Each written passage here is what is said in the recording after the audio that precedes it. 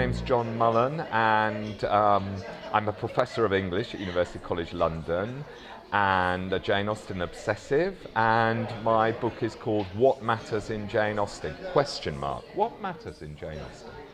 The title does suggest that sometimes we ask the wrong kind of questions about Jane Austen. I mean, whenever there's a new televised or film version of one of her novels, you hear her fiction being talked about on the radio, say, and people are always asking the same question: why do we still so interested in it?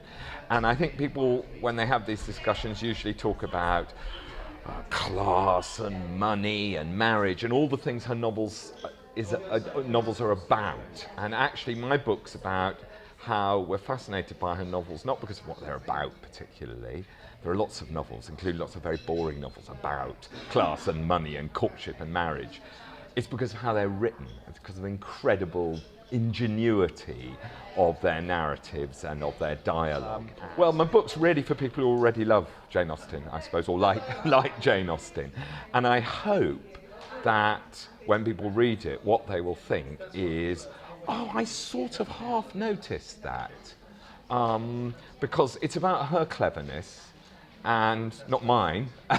And so people who really enjoy Jane Austen will, I think, sort of recognise things that I try to point out, even if maybe they haven't quite kind of been conscious of these things before. So it's about things people are, will have half noticed. It's about how characters talk to each other, how characters are described, where they go, what they eat, all sorts of really basic things. But it's about the sort of, maybe the patterns in those things that haven't quite kind of come into people's sort of focus before. Yes, Jane Austen's certainly as relevant today as she's ever been, but even the word relevant sort of misleads people, I think, because they start thinking she's relevant because she's about love and marriage, and that's all true, but actually it's more that the pleasure of reading Jane Austen is as available now as it's ever been, and that pleasure, I try to describe it, and I try to describe it a bit in my introduction. I think what it is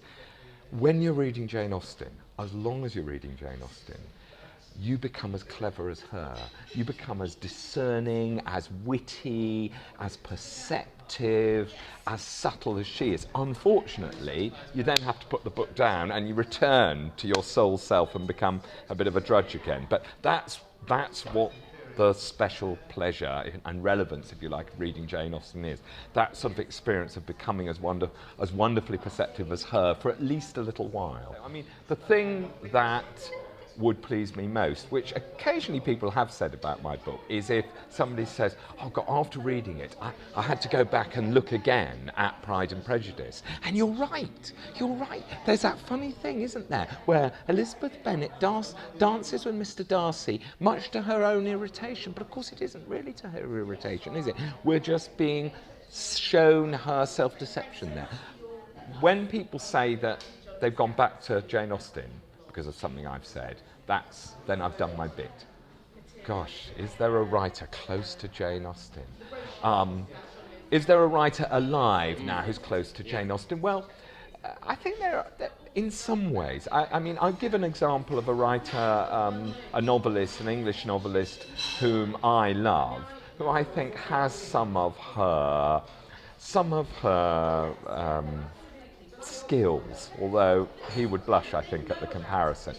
Edward St. Aubyn, I think, is a novelist that, although he writes about things she certainly wouldn't have written about, I think there is a little bit of the pleasure in the perfect catching of the minute implication of a sort of human exchange. And he certainly also has some of her, I think he must have read Austen a lot, I think, and has a sort of some reflection of her kind of brilliance with the nuances of English dialogue. So, yes, why not him? Who do I think is going to win the Booker? Well, gosh, that's... Right, I'm going to be asked that question on television in a week's time, so I'm not sure. Should I be answering? So I have a slight... Well, I presume that Hilary Mantel, although her novel I think is wonderful, won't win it because she's won it with volume 1 of the trilogy. She might win it with volume 3 of the trilogy. I somehow don't think she'll win it with volume 2 of the trilogy. I have a sort of funny suspicion that Will Self has a good chance.